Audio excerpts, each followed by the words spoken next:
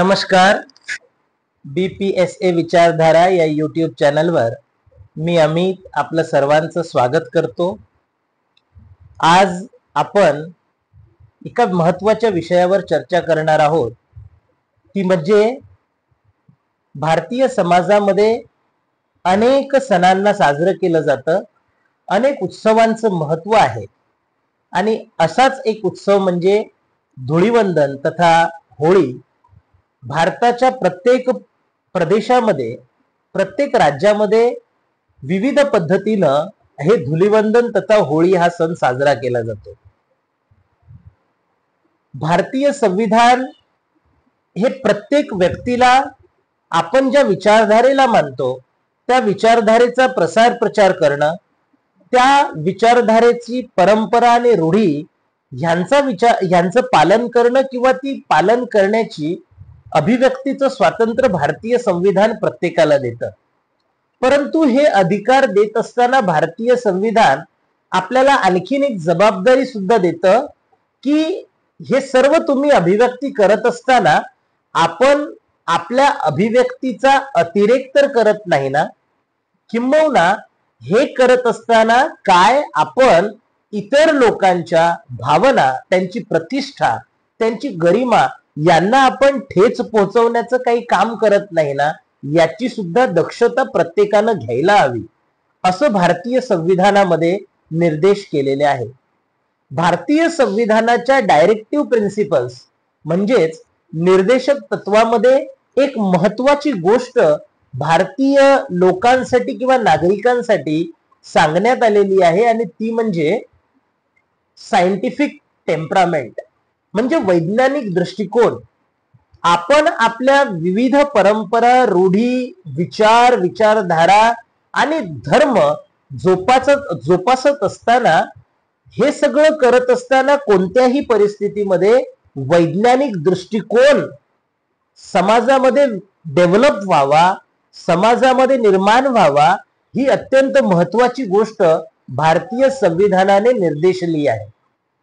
म्हणजेच काय तर आम्ही आमच्या रूढी, परंपरा आणि विचारधारा यांचं पालन करत असताना, हे करत असताना कोणत्याही अंधश्रद्धेला आपण थारा देणार नाही, कोणतीही अंधश्रद्धा समाजामध्ये बळावणार नाही, याची खबरदारी आपण घेतली पाहिजे. हे करत असताना आपण कुणाच्या भावना दुखावणार नाही, ही सुद्धा गोष्ट आपण लक्षात घेतली पाहिजे. आणि म्हणून या दृष्टिकोनातून भारतीय संविधानाचं खूप महत्व आहे. होळी किंवा धुलीवंदन हा जो सण आहे, हा भारताच्या प्रत्येक राज्यामध्ये कमी अधिक प्रमाणात साजरा केला जातो. आणि विशेष म्हणजे उत्तर भारत असेल, मध्य भारत असेल, महाराष्ट्र असेल, ह्या प्रांतामध्ये मोठ्या प्रमाणावर होळीचा सण साजरा केला जातो. या होळीच्या सणाचं जे महत्व आहे हे शोधायचं जर असेल तर हे महत्व प्राचीन बौद्ध इतिहासामध्ये शोधावं लागतं. कारण प्राचीन बौद्ध इतिहासामध्ये वर्तमान अनेक सण आणि उत्सवाचे मूळ दडलेले आहे. जर आजच्या वर्तमान परिस्थितीमध्ये विविध सणांचं आणि उत्सवांचं महत्व जर तुम्हाला जाणून घ्यायचं असेल तर हे महत्व शोधण्यासाठी प्राचीन भारताच्या इतिहासामधील बौद्ध संस्कृतीचा इतिहास संशोधला जाणं अत्यंत महत्वाचं आहे. काय महत्व आहे होळीचं? खरं तर होळी हा सण फाल्गुन पौर्णिमेच्या दिवशी येतो आणि सगळ्याच पौर्णिमांचं महत्व खरं तर बौद्ध इतिहासामध्ये खूप अनन्य साधारण असं आहे. परंतु त्यातल्या त्यात फाल्गुन पौर्णिमा हे आपल्यामध्ये एक महत्वाचं अशी पौर्णिमा आहे आणि तिचं एक विशेष स्थान प्राचीन बौद्ध इतिहासामध्ये आहे. फाल्गुन पौर्णिमेच्या दिवशी म्हणजे बुद्धाने ग्रहत्याग, सिद्धार्थ गौतमाने ग्रहत्याग केला आणि ग्रहत्याग करून कपिलवस्तू सोडून तथागताने किंवा सिद्धार्थाने संन्यासी जीवन जे आहे ते अनुभवायला सुरुवात केली. आणि 7 वर्षाच्या प्रदीर्घ अशा तपश्चर्येनंतर बुद्धाने बुद्धत्व प्राप्त केलं. या बुद्धत्व प्राप्तीच्या पश्चात म्हणजे 7 वर्षानंतर बुद्ध कपिलवस्तूमध्ये आपल्या आप्त स्वकीयांना भेटण्यासाठी येतात. आप्त स्वकीयांना आपल्या 25,000 भिक्खूंच्या संघाबरोबर तथागत बुद्ध कपिलवस्तूला येतात ही बातमी जेव्हा शुद्धोधनाला कळते तेव्हा कपिलवस्तूचे सर्व नागरिक आणि कपिलवस्तू मधील प्रत्येक जण एवढा आनंद आणि उल्हासी होतो की हा आनंद आणि उल्हास त्यांनी गोड धोड बनवून, हे गोड धोड अन्न एकमेकांना भरवून त्यांनी हा उल्हास साजरा केल्याचा इतिहासामध्ये नोंद आहे. एवढंच नाही तर ज्या दिवशी तथागत बुद्धत्व प्राप्तीनंतर पहिल्यांदा कपिलवस्तूमध्ये येतात त्या दिवशी तथागतांचं स्वागत कपिलवस्तीतल्या प्रत्येक नागरिकानं केलं. एकमेकांच्या अंगावर रंग उधळून या बुद्धाच्या संघाचं स्वागत नागरिकांनी केलेलं आहे. एवढंच नव्हे तर बुद्धाचं आगमन झाल्यानंतर कपिलवस्तूचे राजे शुद्धोधन यांनी कपिलवस्तूमध्ये आगमनानंतर संघाला आणि तथागतांना भोजनाचं निमंत्रण राजगृहामध्ये केलं आणि राजगृहामध्ये गेल्यानंतर त्या ठिकाणी बुद्ध आपल्या सर्व आप्त स्वकीयांना भेटतात. आपले वडील, आपली आई, आपले भाऊ, आपले काका, चुलते सर्वांना पाहून अत्यंत आनंदी होतात. हे पाहिल्यानंतर बुद्धाला यशोधरा आणि राहुल कुठेच दिसत नाही. सिद्धार्थ गौतम किंवा तथागत बुद्ध आपल्या वडिलांना विचारतात की मला यशोधरा दिसत नाही. मग सिद्धार्थ गौतमाला किंवा तथागतांना शुद्धोधन म्हणतात की यशोधरा ही तिच्या खोलीमध्येच आहे.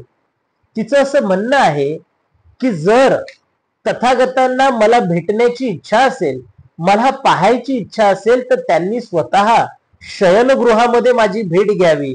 मी काही त्यांना स्वतः भेटायला येणार नाही.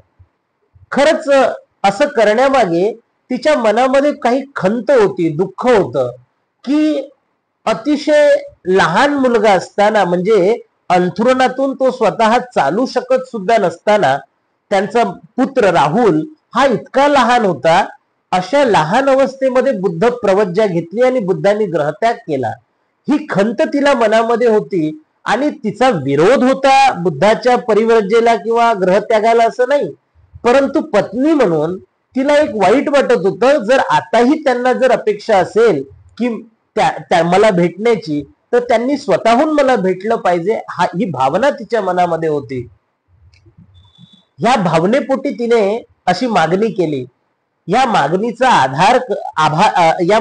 आदर करत तथागत स्वतः यशोधरेच्या शयनगृहाकडे प्रस्थान करतात आणि यशोधरेच्या मनामध्ये एक भावना होती की तिला असं वाटत होतं की तथागत बुद्ध इथे येऊन मला म्हणतील की माझं चुकलं, मला माफ कर, मी असं करायला नको होतं, अशी भावना व्यक्त करतील अशी तिची अपेक्षा होती. परंतु तथागत शयनगृहामध्ये यशोधरेच्या गेल्यानंतर यशोधरा आपल्या हातामध्ये लहानग्या राहुलचा हात पकडून तथागतांच्या प्रतीक्षेमध्ये उभी असते. तथागत यशोधरेच्या शयनगृहामध्ये जातात आणि यशोधरेच्या समोर हात पसरवून भिक्षाम देही, मला भिक्षा दे असं वाक्य जेव्हा म्हणतात तेव्हा यशोधरेचा सगळा अहम गळून पडतो आणि यशोधरा बुद्धाच्या चरणी लीन होते. जेव्हा तथागत बुद्ध भिक्षाम देही असं म्हणतात तेव्हा ती अतिशय ओतप्रोत होते आणि आपल्या मुलाचा म्हणजे राहुलचा हात तथागताच्या हातात देते. तथागताच्या हातात राहुलचा हात देऊन ती म्हणते की हा तुमचा पुत्र अनेक वर्षापासून मला विचारत आहे की माझा पिता कोण आहे, आणि आज मी त्याला सांगू इच्छिते की हा जो नरांमध्ये सिंहासारखा दिसतो हा नरसिंह तुझा पिता आहे. आणि ह्याच धर्तीवर नंतरच्या काळामध्ये नरसिंह गाथेची निर्मिती झालेली आहे. साथियो, तथागत कपिलवस्तूला आल्यानंतर राहुलची याच फाल्गुन पौर्णिमेच्या दिवशी संघामध्ये प्रविज्या झालेली आहे. संघामध्ये राहुलचा 8व्या-9व्या वर्षी प्रवेश झालेला आहे. तो दिवस सुद्धा फाल्गुन पौर्णिमेचाच होता. अनेक महत्वाच्या घटनांनी परिपूर्ण अशी फाल्गुन पौर्णिमा आणखीन एक महत्व आपल्याला सांगते, ती म्हणजे भाद्रपद महिन्यामध्ये येणाऱ्या पौर्णिमेला म्हणजे भाद्रपद पौर्णिमेला तथागताच्या संघामध्ये भिक्खुनी संघाची निर्मिती करण्यात आली आणि भाद्रपद पौर्णिमेनंतर फाल्गुन पौर्णिमेला महामाया प्रजापती गौतमीनं भिक्खुनी संघामध्ये प्रवेश करून जगामध्ये पहिली भिक्खुनी होण्याचा बहुमान मिळवला. तो दिवस सुद्धा फाल्गुनी पौर्णिमेचा आहे. त्याचबरोबर अश्वघोषांच्या सुंदरानंद या काव्यामध्ये एक घटना आहे आणि ती घटना असं सांगते की महाप्रजापती गौतमीचा पुत्र आणि सिद्धार्थ गौतमाचा भाऊ नंद याने सुद्धा फाल्गुन पौर्णिमेच्या दिवशीच भिक्खू संघामध्ये प्रवज्जा घेतलेली आहे. इतके महत्वपूर्ण असे घटना या दिवशी घडलेल्या आहेत. तथागत बुद्धाने फाल्गुन पौर्णिमेच्या दिवशी कपिलवस्तूमध्ये आगमन झाल्यानंतर लोकांनी उत्सव साजरा केला. मी सांगितल्याप्रमाणे लोकांनी एकमेकावर रंग उधळून हा उत्सव साजरा केला. आजही अनेक बौद्ध राष्ट्रांमध्ये त्यामध्ये थायलंड सारखे अनेक देश आहेत. या देशांमध्ये फाल्गुन पौर्णिमेच्या दिवशी लोक विहारात जातात. बौद्ध लोक बुद्धाची वंदना करतात. बुद्धाच्या मूर्तीवर पाणी घालून एक जलाभिषेक करतात. बुद्धाच्या मूर्तीवर हत्तीच्या सोंडेतून रंगीत पाणी ओतून ते पाण्याचा अभिषेक करतात. या अनेक परंपरा, रूढी आणि संस्कृती अनेक बौद्ध राष्ट्रांमध्ये आज देखील जिवंत आहे. फाल्गुन पौर्णिमेचं महत्व वाढवणारी आणखीन एक घटना 8व्या शतकात घडली. 823 मध्ये सन 823 मध्ये चीन मध्ये धम्मपदाचं भाषांतर करण्यात आलं आणि 823 या वर्षामध्ये फाल्गुन पौर्णिमेच्या दिवशीच धम्मपदाचं भाषांतर चीनी भाषेमध्ये करण्यात आलं. आज संपूर्ण देशामध्ये जी धम्मपद उपलब्ध आहे आणि विविध भाषांमध्ये उपलब्ध आहे, त्या उपलब्धीचं महत्वाचा आधार हा फाल्गुन पौर्णिमा 830 या वर्षी चीनी भाषेमध्ये जे पहिलं भाषांतर झालं त्याच्या भाषांतराच्या आधारावर धम्मपद महोत्सव संपूर्ण जगामध्ये साजरा करण्यात आला. अनेक महत्वांचं अनेक घटनांनी परिपूर्ण अशी फाल्गुन पौर्णिमा ही खऱ्या अर्थानं आज जी भारतामध्ये साजरी केली जाते ती होळी म्हणून किंवा मग धुलीवंदन म्हणून साजरी केली जाते. भारतीय सण आणि उत्सवांचं महत्व हे आपल्याला शोधायचं असेल तर बौद्ध संस्कृती बरोबर तिचा संबंध शोधावा लागेल.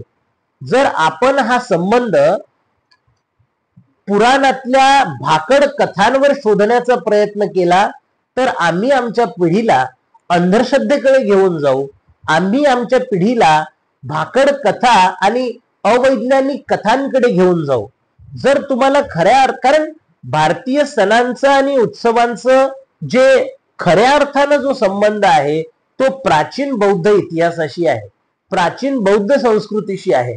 त्याचा कारण नंतरच्या काळामध्ये बुद्धाच्या म्हणजे साधारणतः 8व्या शतकानंतर या बौद्ध संस्कृतीचं जेव्हा 8व्या शतकानंतर भारतामधील बौद्ध धर्माचं पतन होण्यास सुरुवात झाली, भारतामधील बौद्ध धर्माचा राजाश्रय खतम झाला आणि हळूहळू ब्राह्मण राजांनी वैष्णव आणि शैव पंथाला राजाश्रय देऊन मोठ्या प्रमाणावर ब्राह्मणी धर्माचं स्तोम माजवण्यात आलं आणि यातूनच बौद्ध धर्माचा ऱ्हास होत गेला.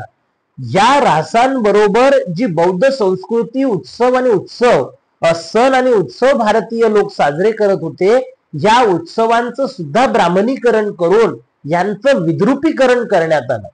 आज जो होळीचा सण बिभत्स पद्धतीनं अतिशय चुकीच्या पद्धतीनं आज साजरा होताना दिसत आहे. त्याच्यामध्ये व्यसनाधीनतेचं प्रमाण, दारू पिणे, भांग पिणे, रंग लावणे आणि एवढंच नव्हे तर काही अंशी चुकीचं अनैतिक वागणूक सुद्धा पाहायला आपल्याला मिळते. ही वागणूक हे खऱ्या अर्थानं बौद्ध संस्कृतीचा मूळ नाहीये. हे जेव्हा मुख्य आणि मूळ बौद्ध सणांचं ब्राह्मणीकरण झाल्यानंतर समाजामध्ये या सणांना अनैतिक वळण देण्यात आलं आणि म्हणून या बौद्ध संस्कृतीला, या बौद्ध सणांना ब्राह्मणायझेशन थांबवणं, या सणांचं ब्राह्मणायझेशन थांबवणं अत्यंत गरजेचं आहे. कारण हा सण आणि हे उत्सव हे बौद्ध संस्कृतीशी जुळलेले आहेत. या अनुषंगानं आपण आपला खरा इतिहास, आपलं सण, आपले उत्सव शोधण्यासाठी, कारण भारतीय संस्कृती ही भारताची मूळ संस्कृती आहे. भारतीय संस्कृती ही बौद्ध संस्कृती ही भारताची मूळ संस्कृती आहे. बौद्ध संस्कृती आणि परंपरांशिवाय भारताचा इतिहास शून्य आहे आणि म्हणून आपल्या सणांचं आणि उत्सवांचं महत्व बौद्ध संस्कृतीमध्ये आणि इतिहासामध्ये शोधणं आणि खऱ्या अर्थानं आपल्या संस्कृती बरोबर आपली नाळ जुळवणं हे अत्यंत महत्वाचं आहे. हा व्हिडिओ खऱ्या अर्थानं सण आणि उत्सव हे समाजामध्ये समतेची, करुणेची, प्रेमाची भावना निर्माण करणं, एकोपा आणि एकात्मता निर्माण करणं, त्याचबरोबर कोणत्याही व्यक्तीबरोबर त्याच्या जाती, धर्म, परंपरा, रीती, रिवाज, जन्म, रंग, लिंग याच्या आधारावर कोणताही भेद त्याच्याबरोबर होऊ नये आणि माणसाची माणुसकीच्या आधारावर त्याच्याबरोबर वागणूक व्हावी, या सिद्धांताला सेंटरमध्ये ठेवून, या सिद्धांताला केंद्रामध्ये ठेवून हे सगळे उत्सव आणि सण आपण साजरे केले पाहिजे आणि ते करण्याची प्रेरणा आपल्याला भारतीय संविधान देतं. मित्रांनो, आपले सर्व सण, सर्व उत्सव यांचं ब्राह्मणीकरण थांबवून यांचा संबंध प्राचीन बौद्ध इतिहासाशी जोडणं, किंवा तो मूळतः आहेच परंतु तो इतिहासाचं सिंहावलोकन व्हावं, या दृष्टिकोनातून हा आजचा व्हिडिओ मी तुमच्यासाठी बनवला आहे. अशा अनेक नवनवीन माहितीसाठी आपण या माहिती जाणून घेण्यासाठी माझ्या चॅनलला म्हणजे BPSA विचारधारा या चॅनलला तुम्ही सबस्क्राईब करावं. जास्तीत जास्त या चॅनलला तुम्ही शेअर करावं अशी मी तुम्हाला विनंती करतो. हा व्हिडिओ जर तुम्हाला आवडला असेल तर त्याला लाईक करा, शेअर करा. आपण तुर्तास या ठिकाणी थांबू. नमस्कार.